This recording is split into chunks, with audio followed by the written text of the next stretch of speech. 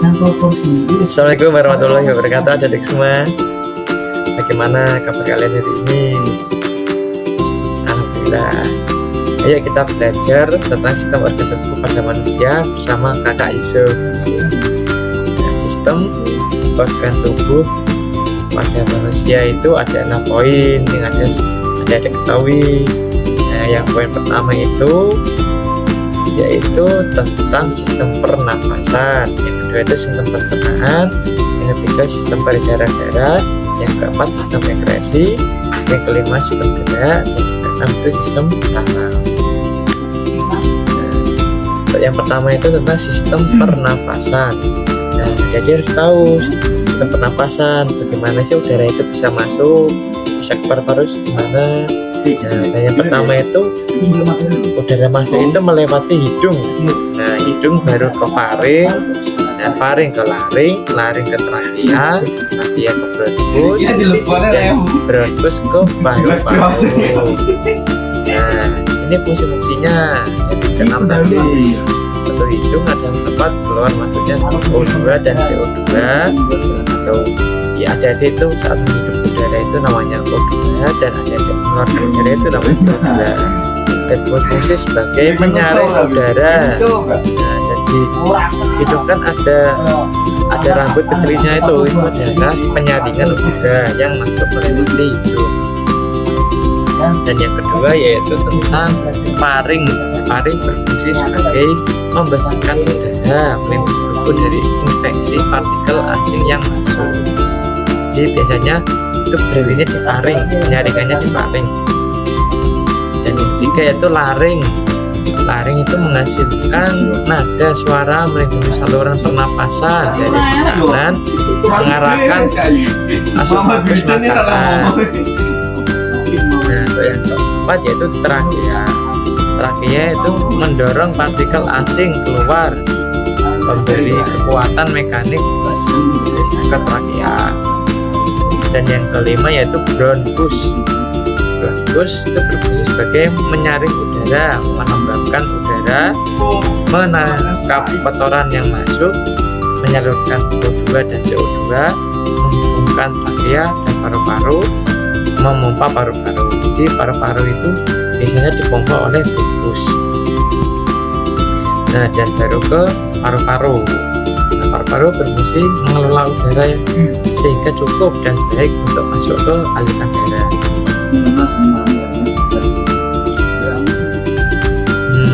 Dan cara menjaganya, yang pertama tidak merokok, yang kedua itu menghindari polusi udara, berolahraga secara maksimal, mengelola stres, makan makanan yang seimbang, menghilangkan infeksi, menggunakan masker, dapat melakukan pemeriksaan kesehatan secara teratur. Dan yang kedua yaitu sistem pencernaan. Nah, biasanya adik-adik itu kan saat masuk ke rumah sakit itu kan pernah kan melihat gambar seperti ini. Nah, itu namanya sistem pencernaan di dalam tubuh. Nah, ini penjelasannya. Di dalam sistem pencernaan dalam tubuh itu pasti ada, pertama itu mulut, kedua itu kerongkongan, ketiga itu lambung, yang keempat itu usus halus, dan yang kelima itu usus besar, dan keenam itu anus. Nah, ini fungsinya.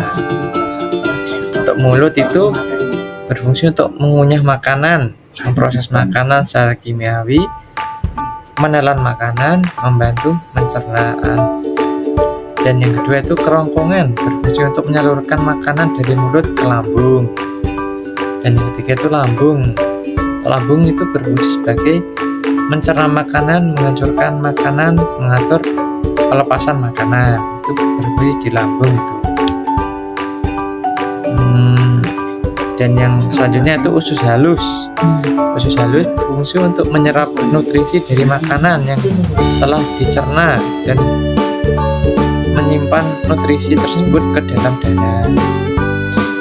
Selanjutnya itu usus besar. Usus besar itu berfungsi menyerap udara dan elektrolit dari sisa makanan yang telah dicerna dan membentuk feses.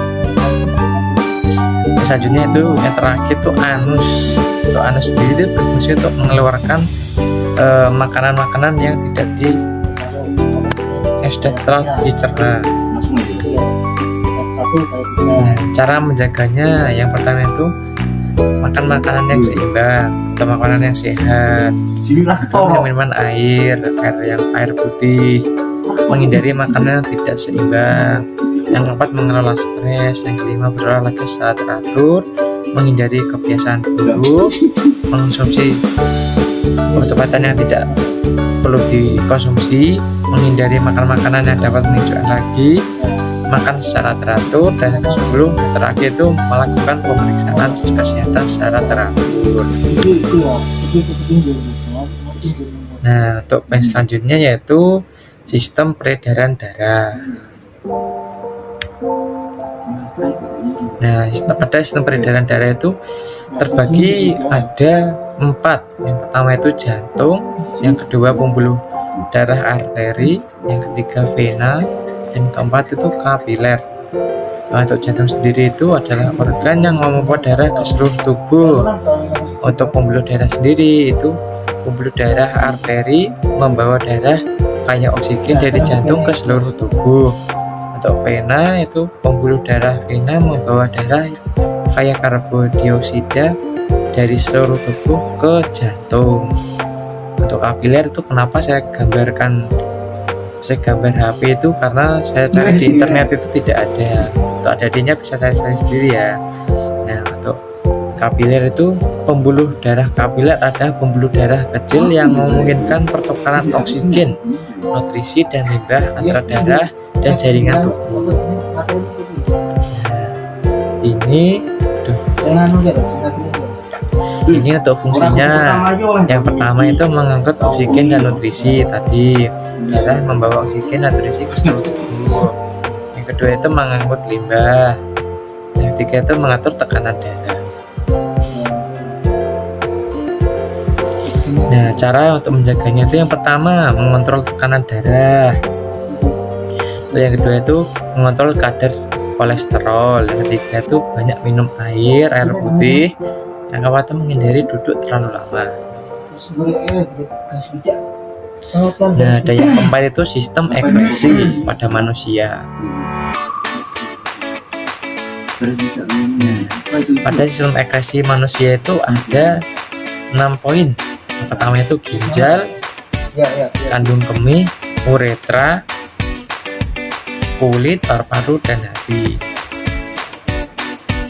Nah, untuk ginjal itu berfungsi untuk menyaring darah dan mengeluarkan zat sisa dan beracun melalui urin. Untuk kandung kemih itu berfungsi untuk menyimpan urin sebelum dikeluarkan dari tubuh. Untuk yang ketiga itu uretra adalah saluran yang membawa urin dari kandung kemih keluar tubuh. Untuk yang keempat itu kulit. Mohon maaf, ini dari 3 gambar ini tidak sesuai karena kurang teliti. Nanti bisa cari sendiri. Nah, untuk kulit itu kulit kita sendiri ya, kulit luar. Nah, kulit berfungsi sebagai organ ekresi dengan mengeluarkan keringat yang mengandung zat-zat sisa. Nah, itu fungsi dari kulit. Nah, untuk paru-paru itu mengeluarkan karbon dioksida dari tubuh melalui proses pernapasan. Nah, untuk hati berfungsi untuk membersihkan darah dari zat-zat beracun dan sisa metabolisme. Cara untuk menjaganya itu yang pertama sering berolahraga secara teratur. Yang kedua mengontrol tekanan darah. Dan yang ketiga menghindari penyalahgunaan obat-obatan yang tidak perlu dikonsumsi. Dan yang keempat menghindari zat-zat beracun.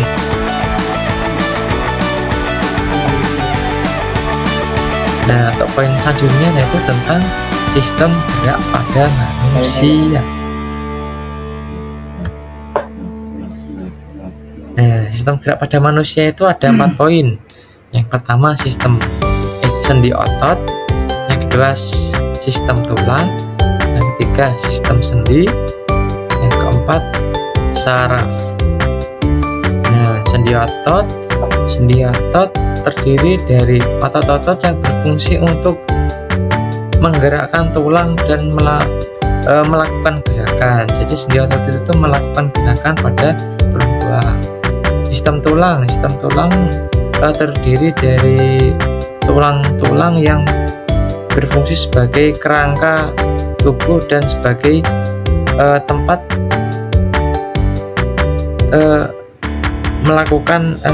menggerakkan otot-otot. Untuk sendi sendiri adalah tempat pertemuan antara dua atau sendi adalah tempat pertemuan antara dua atau lebih tulang yang menggerakkan.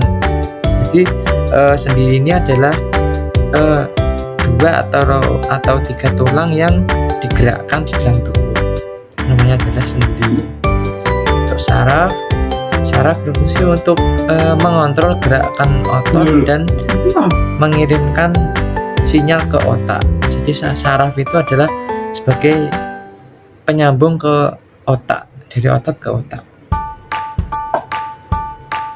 Dan ini fungsinya, yang pertama itu menggerakkan tubuh, mengatur postur tubuh, melakukan aktivitas fisik. Nah, cara untuk menjaganya, yang satu itu menghindari cedera, tidur yang cukup, menghindari kebiasaan yang buruk, dan melakukan peregangan pada tubuh agar tubuh itu tidak kaku, menahan. Dan yang kelima yaitu sistem saraf pada manusia. Nah, dalam sistem saraf itu ada 3 poin. Yang pertama itu otak, saraf, sumsum tulang belakang. Otak adalah pusat kontrol sistem saraf yang berfungsi untuk mengolah informasi, mengontrol gerakan, dan mengatur fungsi-fungsi tubuh. Untuk saraf sendiri adalah serat-serat yang berfungsi untuk mengirim sinyal ke otak dan dari otak ke bagian-bagian tubuh yang lainnya. Untuk tulang sumsum sendiri, tulang sumsum belakang itu adalah bagian dari sistem saraf yang berfungsi untuk mengirimkan sinyal antara otak dan bagian-bagian tubuh yang lainnya. Jadi ya hampir sama sih. Nah, ini untuk cara, ini untuk fungsi lainnya. Yang pertama itu mengontrol gerakan, mengelola informasi, mengatur fungsi-fungsi tubuh, mengatur emosi dan perilaku. Untuk ini bisa dibaca sendiri ya. Nah, selanjutnya cara menjaganya. Yang pertama itu melakukan meditasi atau relaksasi, itu juga penting anak-anak. Yang kedua itu melakukan aktivitas yang mengasah otak agar otak itu tidak gampang cedera, tidak gampang pusing. Dan yang ketiga yaitu mengontrol emosi. Mengontrol emosi itu salah satu cara agar kita itu tidak terkena penyakit saraf. Thank you. Oke. Jadi itu penjelasan dari kakak. Semoga adik-adik tetap semangat dalam belajar. Sekian dari kakak. Kurang lebihnya kakak meminta maaf. Bila ada hidayah. Assalamualaikum warahmatullahi wabarakatuh.